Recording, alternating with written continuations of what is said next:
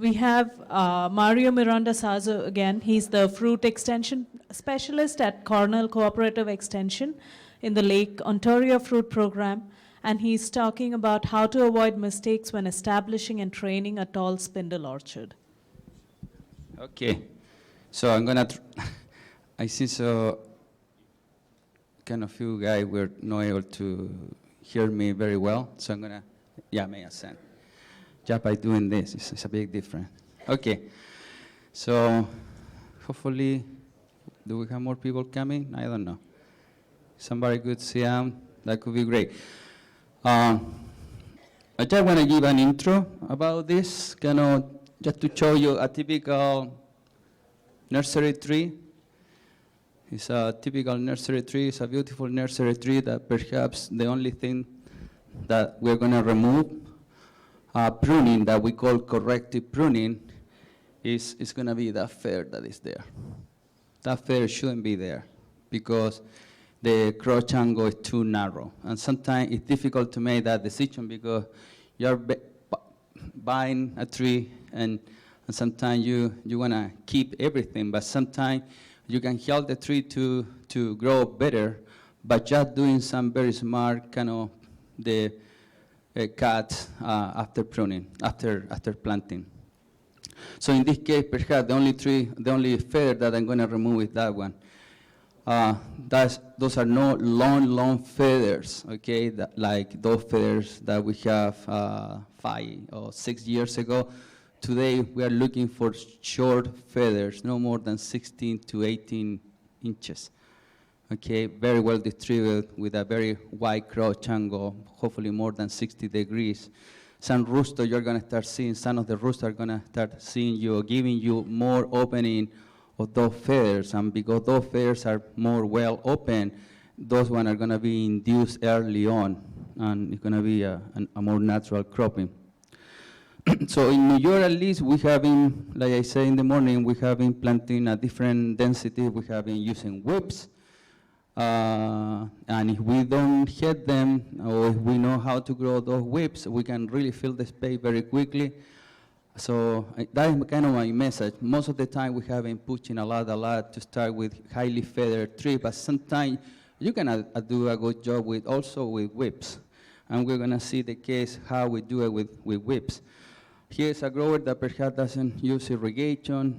This is a grower who grows his own nursery tree. He's growing 60, 70, 80,000 trees for a tall spindle system. Very successful planting. Again, another shot of this this is a very high planting density, 2 by 11, with 2 wires and a wire stabilizer that we call, that is going to be supporting those trees. But this is a mistake. I think so. Sometimes this is a big mistake.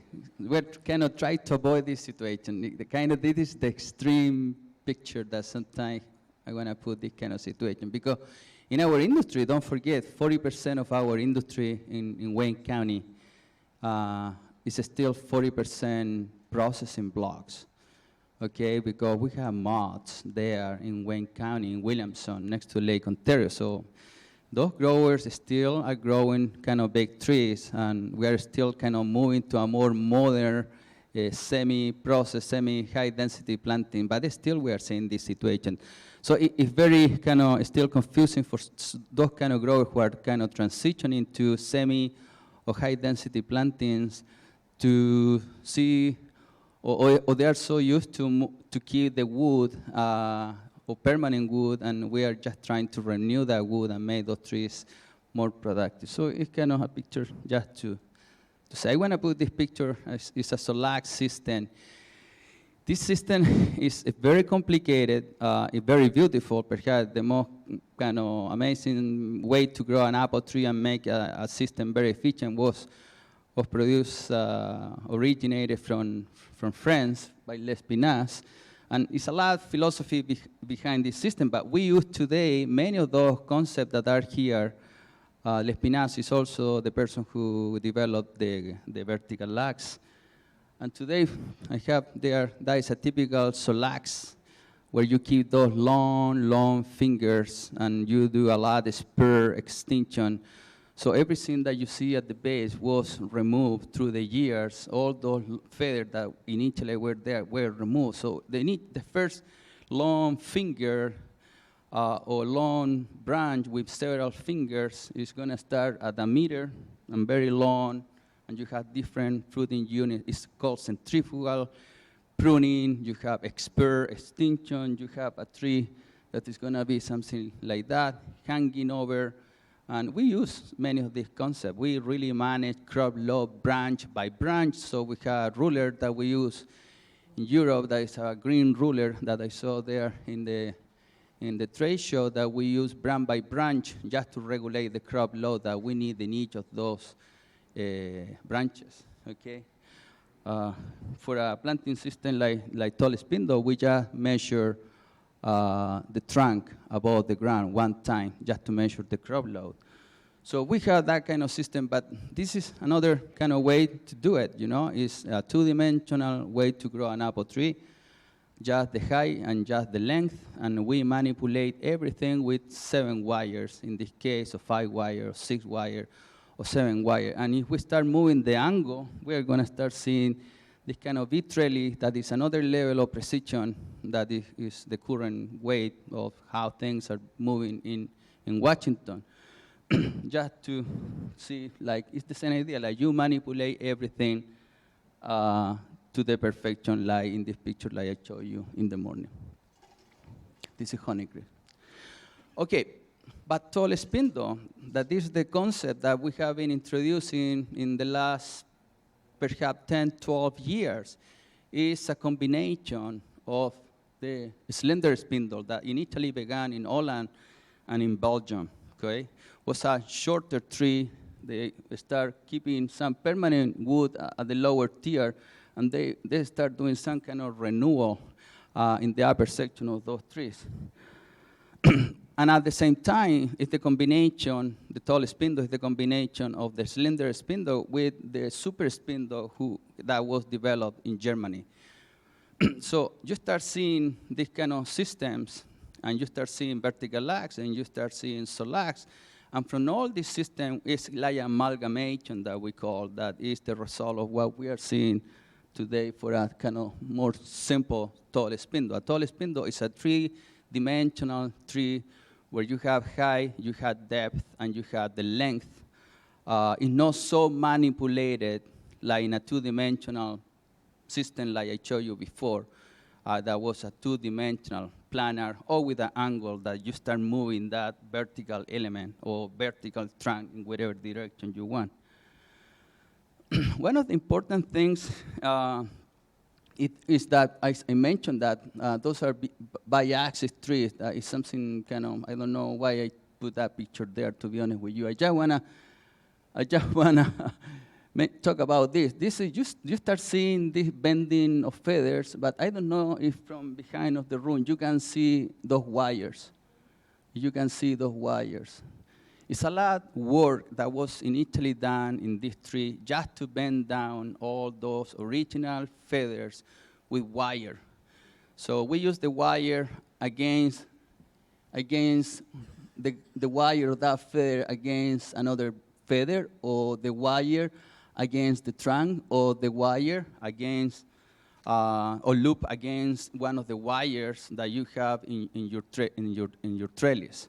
And we're going to see that at the end. I'm going to show you a bunch of different ways how we do that. So that is going to give you some kind of how you start kind of edging later.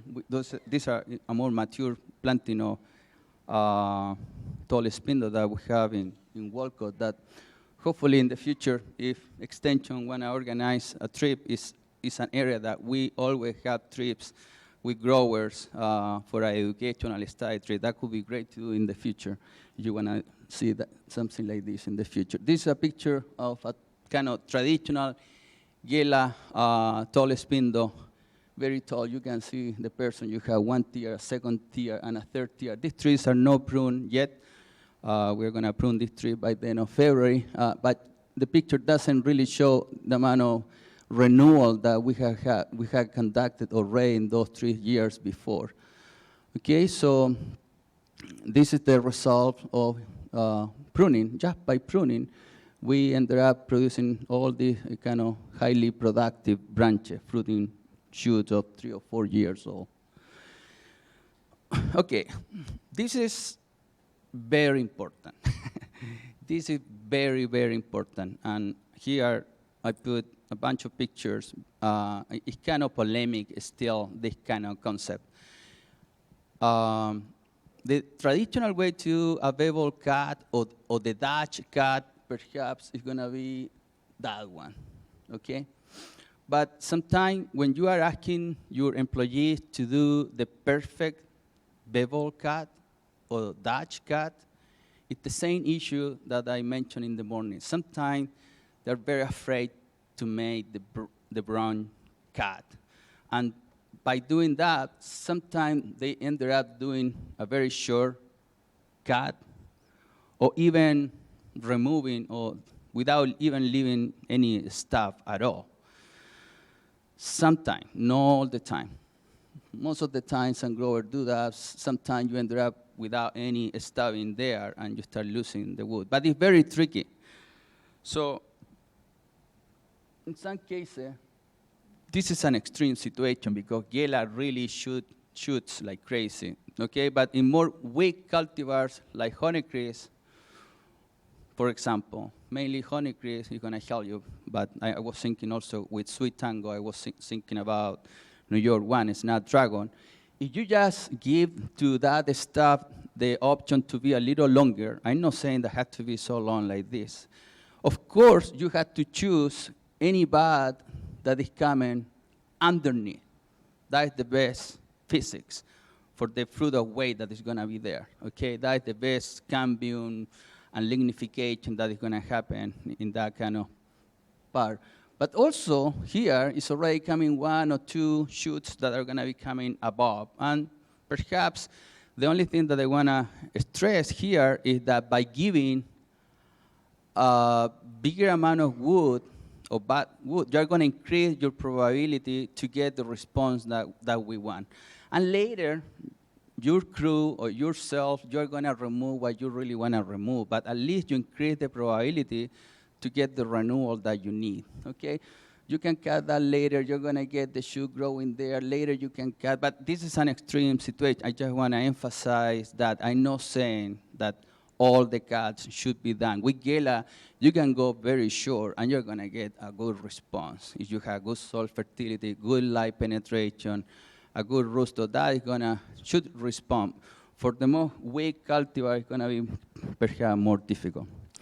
So for this kind of presentation that is no rootstock, is no crop load management, is no precision chemical thinning, nutrition, irrigation, perhaps one of the important things is the management of the branch management zone, in the way how we manage the feathers. Perhaps another very important topic is the way how we grow the tree and how we support the tree. And another one is the corrective pruning zone, that area that is going to happen in some cases after planting for whatever plant material you got. And you're going to start moving that as the tree starts growing. As the tree starts growing, you can let the tree grow magically, and it's going to start producing those short shoots that you want. But in some cases, you need to do some things just to correct the growth of that shoot. So sometimes you have to do more correction pruning. So this is a drawing that I have just to kind of show you if in case of you start with a whip, like in that case, many growers are going to start with a whip. We prefer to apply Maxell, and we apply Maxell after bud break, and we try to do a late application of Maxell. But we don't recommend you to head the feather. Don't do the heading, please, because that was a big, big fight in our industry. I just think that in the last 2 or 3 years, no more growers doing this stuff, at least in New York.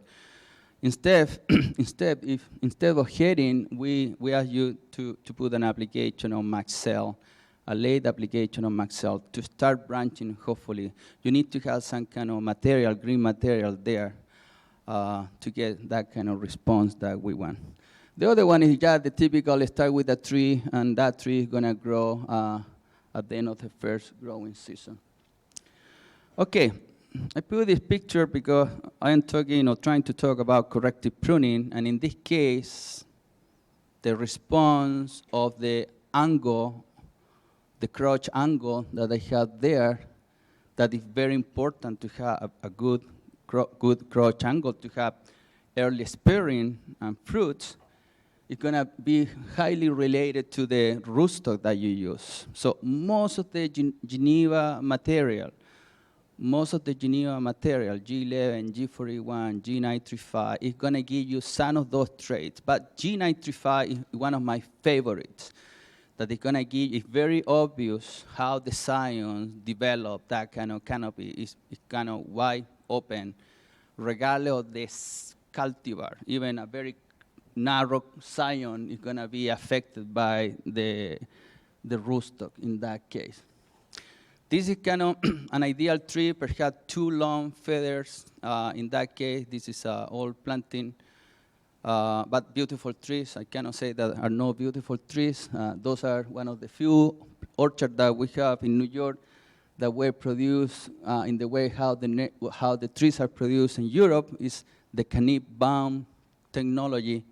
Okay, we don't produce that kind of tree. Nobody is producing or asking to grow those trees with that kind of nursery technology. So we just grow or buy the trees at the end of the summer, and the following season when that shoot start growing, or when we start deshooting, if somebody here is a nurseryman, we start deshooting, we get until around 28, 29, 30 inches above the ground, and that is the moment when we start or using Maxell or pinching the terminal, just to get the branching that we want, okay?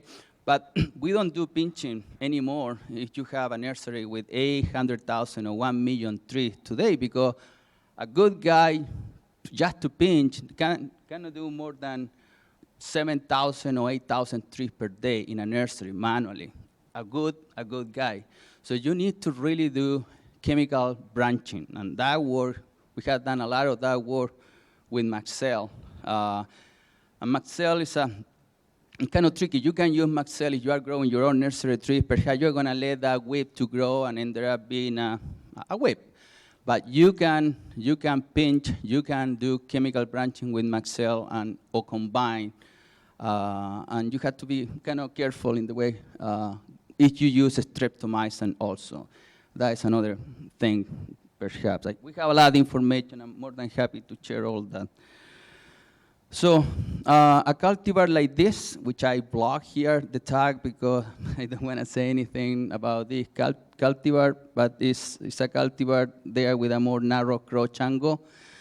And if you have a tree like this one already that is feather, even though it's a nice feather, it's coming to you, but it's perhaps a little out of balance, or it's telling you that it's a little out of balance, need to be removed, okay? So don't hesitate to do that kind of decisions, because if you walk the posts, between posts, you have 20 trees, you're gonna have 2 or 3 trees that require some kind of pruning.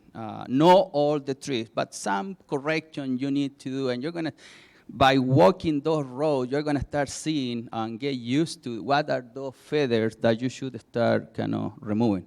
Sometimes you have to remove something that is too crowded. It's just there, and it's just not in the right place, because it's going to bother that feather that is in a better angle. You have to remove that from the get-go. So in the nursery, sometimes we produce too much. In the nursery here in the US, they are not doing pruning of those trees in the nursery. Can you imagine? They are not doing that stuff. In other countries in Europe, they prune at the nursery level. So what they give you is the perfect tree. But here, we had to prune those trees because they're coming with whatever they can produce. So we had to be a little more, to work with a little more precision.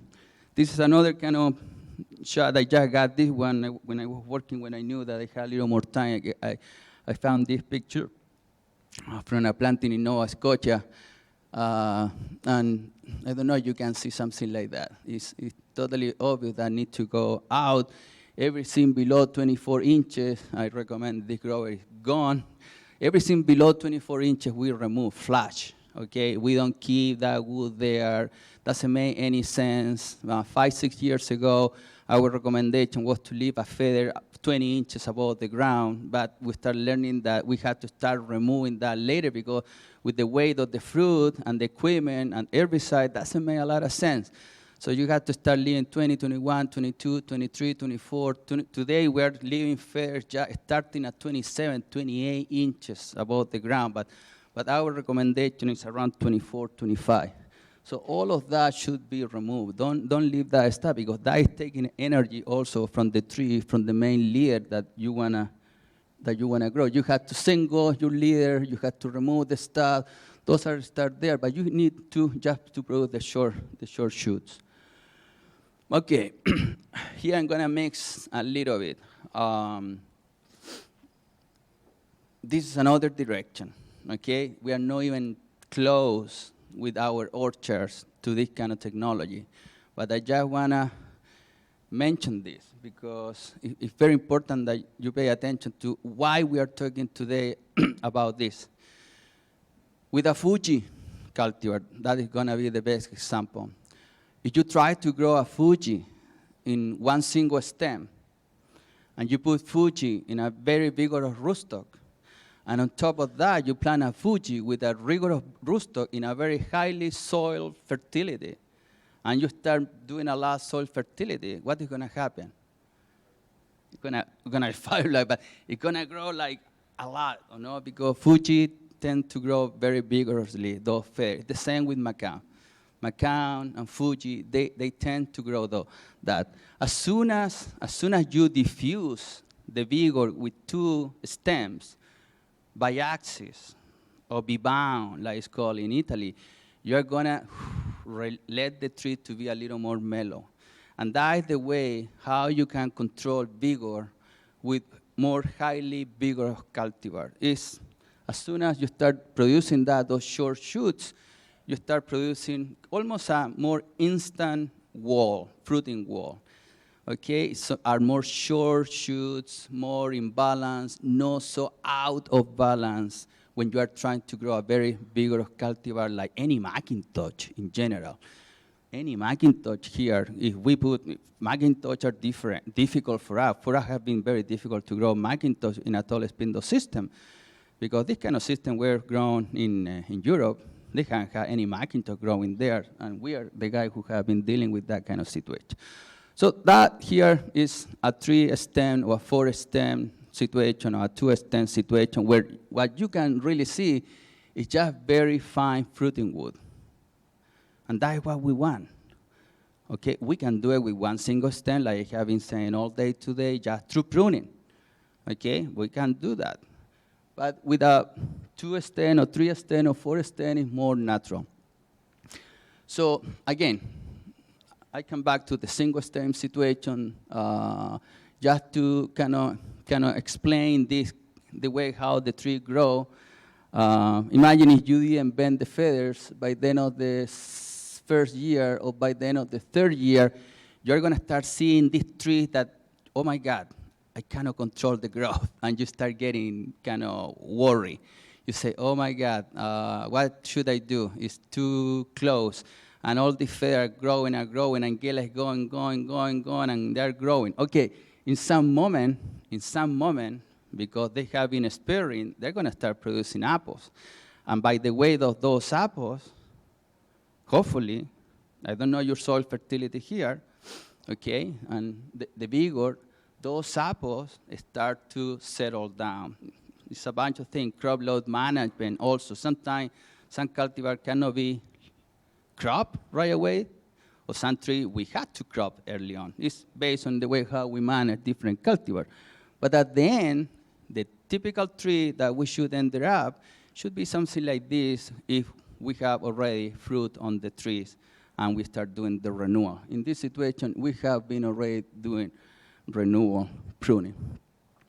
This is another interpretation. We just recommend the bending down of the feathers, at least in New York, just in the lower tier for the initial feathers, for Fuji, especially for Fuji. But in Italy, they continue doing the bending down of those feathers in the second and even in the third tier of the tree. They have even more vigor in some situations, in some blocks. So this is another drawing that I want to share with you. So this is a typical mature block that went through very aggressive pruning. We had to make that decision in some moment was overdue. It's a bunch of stabbing backs, a bunch of stabs that are there to be able to come out with that kind of canopy that you can see there. It's the result of a lot of pruning. And here, we haven't pruned yet, but it's the result. This is a mature tree, a mature gila, with a lot of spurs that we are going kind of remove the pencil side wood that we had there in those trees. Sometimes, like I was mentioning in the morning, sometimes we have so much wood that we had to start the process and we had to remove kind of more than 2 or 3 long branches. In some cases, we had to sacrifice the tree that is too small. We shouldn't be doing perhaps that too early, that kind of pruning, but in some moment we had to balance the tree, and we cannot let the tree to go too much with those long feathers or too thick. So we had to start doing the pruning. Sometimes we start doing this kind of pruning in honeycrisp, even though are producing feathers, because we want short feathers. Sometimes we have long branch that need to be pruned from the base. Not just start doing things or heading back or doing things. Need to be removed to be able to start producing more young wood in that tree. Or even in this case, this is a ginger gold that we have been manipulating the feathers. In some cases like there, we start already pruning to columnarize those feathers. That is another concept that we use for tall spindle, that we start removing all those shoots that are above those kind of feathers. Okay, so here it's just to enforce this concept of a tree like Macao, where I bend down the feathers, and that winter, I am counting the spurs. So for each spurs, I am putting a tennis ball. But here, in this Macao tree, I didn't bend feathers. And after I count the spurs, those are the potential apples that I have there. So what I am trying to say is that we are able to increase the fruiting potential of any cultivar by doing these kind of techniques. And on top of that, we have to start removing or renewing the wood too early. We shouldn't be doing this in third or fourth with that kind of, never we should be with that kind of wood too early. So here I put something, I have a little more time. 3:45, okay. So here I have some time because my talk was at 2:15, but I was able to put this together. We're moving, I want to share this with you. We're moving kind of from a 3-dimensional tree to a 2-dimensional canopy, so it's less depth. We're doing that through mechanical edging in this orchard that are transitioning to fruiting walls by edging and by forming this box in the dormant, during the dormant pruning season. So we go there, assuming that we have been able to renew the wood that shouldn't be there. We do kind of assiduity and we remove the wood before do mechanical pruning. We set the box, and later from that box, during the growing season, we had the shoots growing from that structure, from that permanent structure, and we run again the edger. So here I have a tree, a gala tree, just to show you the dormant cut that is there from the main trunk. And I want to show you the length of that shot. We made the decision to run the edger around 18, 20 inches from the trunk. In a case of a super spindle, we're doing this situation at 12 inches from the trunk, but this is a tall spindle, so we decided to do it between 18 to 20 from the trunk. And here, what I'm trying to show you is the dormant cut, and that was the shoot that was growing during the season. That shoot was growing during the season and was cut offset from the main cut during the summer, 4 to 6 inches with a summer cut. So we have, in this case, those branches that are good branches, they are not too thick, 18 to 20 inches. We let those shoots to grow, to develop, and in some moment in the summer, that we should see when we can do that here in Wisconsin, but at least for us, it's at the end of July, early August, we run with the edger and we do the summer cut, 4 or 6 inches, and we start seeing this kind of situation. So by doing that, you have a dormant cut, you have a summer cut, a summer cut, a summer cut, but behind, many times, you're not gonna have a regrowth. You're not gonna get a regrowth. What is gonna happen many times, you're gonna get a floral bud that is gonna stay there and it's gonna be induced. That is the summer cut there, that is the floral bud there that is already there. So I am sure that by doing that cut in the summer, I'm able to induce or start producing little kind of productive units in that wall that is gonna start be filled in the future. So again, I have a dormant cut, I have a summer cut, but behind is the floral bud that stayed there. Okay, that is not gonna be a shoot, that is gonna be a floral bud. Sometimes we get behind those cuts a shoot. It's gonna be a shoot, a long shoot, but we want a floral bud, and that happens most of the time. Again, in that picture, another situation with a kind of more short shoot in the summer and with a floral bud. So that is a picture of what you can see during the summer. Another super spindle situation. This is a 12 inches from the main trunk where we did the dormant cut, and in the interior of the canopy, in the dormant pruning season, we are doing a dormant hand pruning cut just to start working with the wood. So those are cuts that we don't do with the edger. We go there with people to make those kind of cuts. Okay, this is another situation. This is a more tight, narrow canopy, this kind of tree that I am showing you now and on. Don't be confused here. This is a canopy of 12 inches. 12 inches from the trunk where we're doing the dormant cut. Here I cannot show you yet what is going to happen, but in the interior of that canopy, we are also doing manual pruning and spur extinction also to try to control the crop load that we want with those trees. Again, the dormant cut at 12 inches, and there I just want to show a dormant hand pruning cut. We can do this kind of dirty, very dirty pruning because we call this short pruning in a super spindle when these trees are 2 by 11. This is short pruning. Don't be confused with long pruning.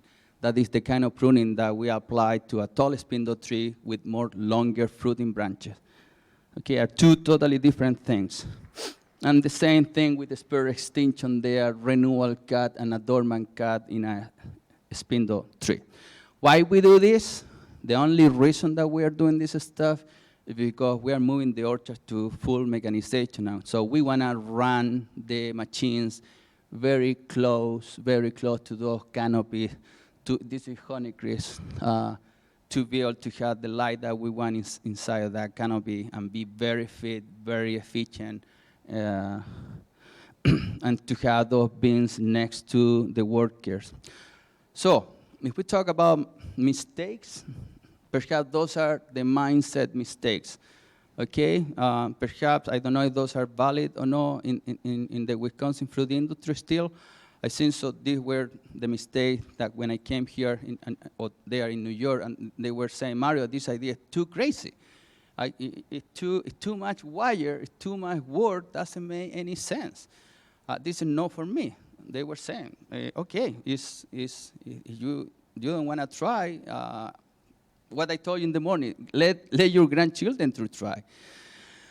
But the horticultural management mistakes are going to be several of these ones, and I don't know if I'm going to have more time. It's little no advanced planning before planting the spindle orchard. That is a mistake. Inadequate soil and poor drainage, preparation, late planting, growing your own nursery tree without much care, producing a whip, planting whips and heading them, planting the tree with a few and long feathers, planting trees with many but long feathers, planting a spin orchard with short posts.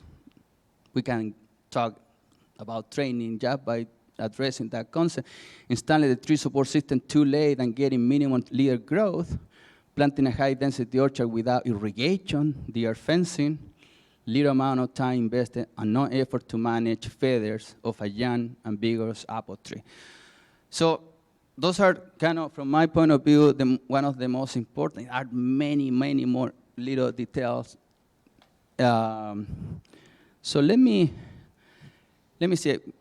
I can continue, but I want to, in some moment, stop because kind of the decision made now and the methods that you're going to use are going to influence the success of your orchard, okay? And what we are learning is the re-engineer of the tree and of the training system and the trellis support. So it's so important that you really at least these critical steps have to be very clear, or you need to be exposed to those critical steps way in advance because it's too much money that is going to be invested in the new planting. Okay, this is what I was telling somebody in the morning to honeycrisp. Why maximum leaf growth is so critical in a more apple system. You know, honeycrisp is a weak-growing cultivar. So for us, it's kind of challenge to get to the top of that wire very soon. And it's a lot easier with Gila, with Fuji, or with Macintosh to do it by the end of the third season. So you really, with this kind of weak-growing cultivars, growers need to intensively manage the trees. So you have to babysit the trees. Intensively manage the trees the first 3 years to achieve the desired growth. You have to do it. You have to spend and be on top of what you're trying to do there and achieve. So I have this figure just for some of the Cornell Geneva rootstocks, and this is important. Try to pay attention because I know many of you perhaps have been working for a long time already with the M9 clones. If you analyze the main clones, the M9 clones, M9, you're going to have a low vigor that is going to be the 337. You're going to have another one that is going to be a little more pushy, it's going to be the NIC 29, and you're going to have the Pajan 2 that is going to give you more vigor. And after that, you're going to have the M26. Just if you start working with G11, G41, and G934, G11 is going to be in the low vigor. Okay, G11 is a little, depending on the situation of the soil fertility, but it's going to give you a little less push than G41. And G41 in some situations is going to work for honeycrisp. But for honeycrisp, a more weak cultivar, we definitely are going to recommend G935. G935 is going to give you the push of a M26, or it's going to give you the push of a G30 like years ago. Like many growers still love G30, many growers. Even though it's brittle, it's this and that.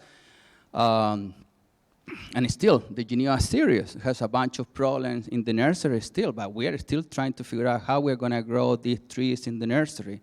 Okay, we are doing a bunch, and here is one of these close. We know that, exactly what is happening with the Geneva, but you cannot compare the Geneva with the M9s. It's like to try to compare apples with oranges. Okay, no what work for an M9 in a nursery is going to work for what we do with a Geneva in the nursery. So we're adopting a different technology, and even the grafting technology that we are using, and all the trials that we are doing perhaps are going to be changed in the future. You have to stake all the Geneva material. All those trees in the nursery have to be staked.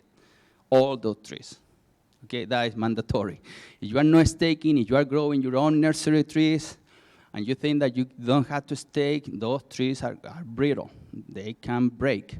Okay, and we are seeing that. So that is an important thing to say. But 935 is a monster. It's going to give you a huge production, and we are finding today that another of our Genevas coming in the future, not still available, is 890.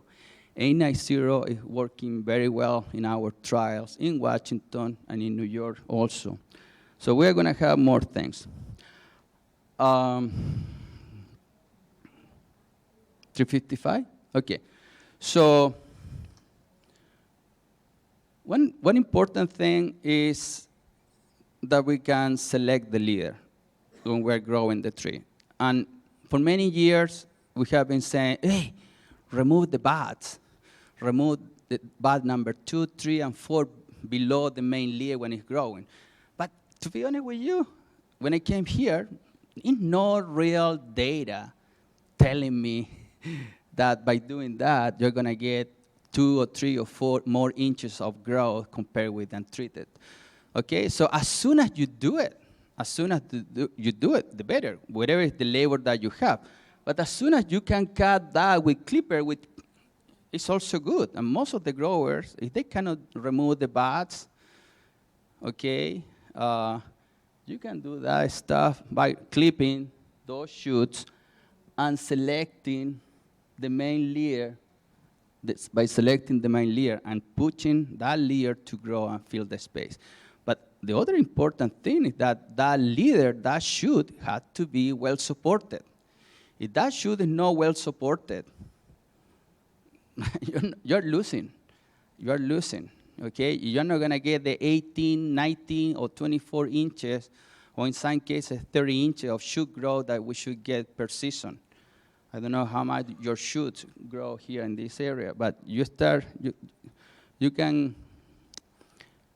get that stuff. The other one is irrigation, okay? Many growers, they don't irrigate, and it's very, very important. Tall spindle planting, a young plant is planting, is gonna need at least 500 gallons of water for irrigation per day, per acre.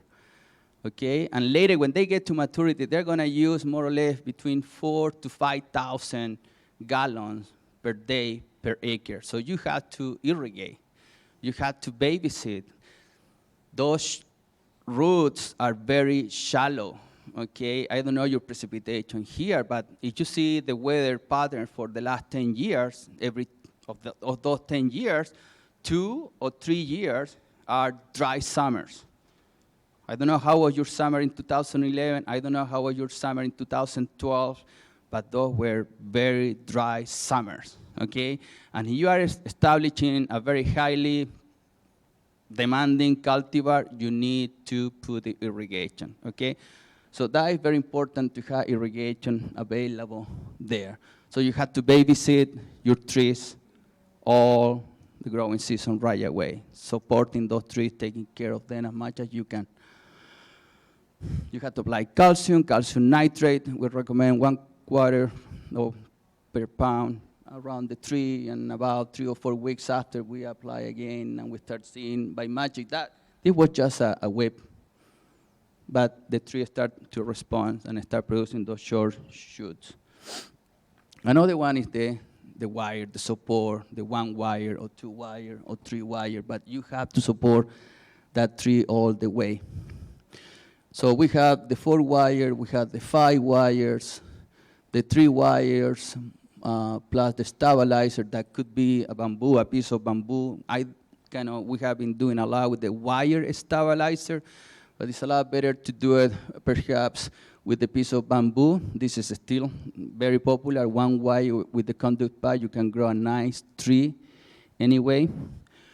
But this is, I think so, the key. If you put those wires, don't let those wires be no more than 25 or 28 inches between a space. Because every time that you ask that shoot that is trying to grow to go beyond that distance, it's not going to be able to reach that wire, that growing season. And you're not going to be able to support that tree where it should be. So don't do it more than 25 inches. 25 inches, 25, 25, 25, 25. And as the tree starts growing vertically, the fruit, that section, the last section, just the fruit in those weak trees, especially in a weak tree like honeycrisp, the fruit, that section, make sure that you don't expose that tree to have any additional weight. Okay, the fruit that tree until it's able to get to the next wire, support that tree there until it starts to lignify. and produce wood. But don't ask, never ask to that shoot to crop. That is the biggest mistake. You're gonna break that shoot there. You need to at least give the opportunity. This is a grower that put 4 wires, okay? And he figured out, oh my God, this is Honeycrisp. He went, a bunch of growers from Wayne County went to China, got this stuff. They brought this fiberglass stakes, and they put it, those one, just to support with that machine that they showed you in the morning. That is a machine that is above the 2 rows. Just to put those fiberglass, just to support the terminal, because those trees were moving back and forth, and you don't get the growth. Okay, so branch management. I think so you need to invest the necessary time and effort, especially with Fuji, especially with Macan. You have to use the wire. You have to use the AVIS strip that I don't know, you have that one here. So you can use the wire, you can use the AVIS strip. The AVIS strip is very nice. You can do whatever you want to do with that. Move it in one direction, in another one. You can attach to the main trunk, and you start bending down all those feathers initially with an angle below the horizontal. That is the key. It's a very ugly angle below the horizontal. Okay, you start using rubber band, that is another thing. It's more difficult, especially if we have the leaf, but you can start this rubber band 6-month life with 80-80, and we start doing, and we ended up with a very ugly tree, okay? But definitely are below horizontal, and that's what we want with the rubber band. Okay, don't do that, don't gear draw the fair, just loop around with the wire against the trunk, whatever you want to do it. It's don't do that stuff, just turning around, and you're gonna end up with that kind of feather. So final thoughts to avoid necessary mistake. I see so this say everything. With higher density planting, the impact of a mistake in your part or the lack of not doing the important things is higher than with lower planting density. Okay, that said a lot. And everything had to be done early. Good support is critical, early, good irrigation, and a bunch of things. It's a lot written there. I don't want to be late. I want to have time for questions. Tier fencing, I think so I mentioned something in the morning. It's very important. We can really justify just by the amount of planting that we have there, with the losses that we have, 25% more by deer fencing. We really can justify the deer fence in our industry with more than 600 acres planted in 2013 and 14. We were able to justify 70 miles of deer fence. So we're really convinced that the deer fence is a very important thing and had to be included in the budget from the beginning. And I think so with that I am done. Okay, thank you so much.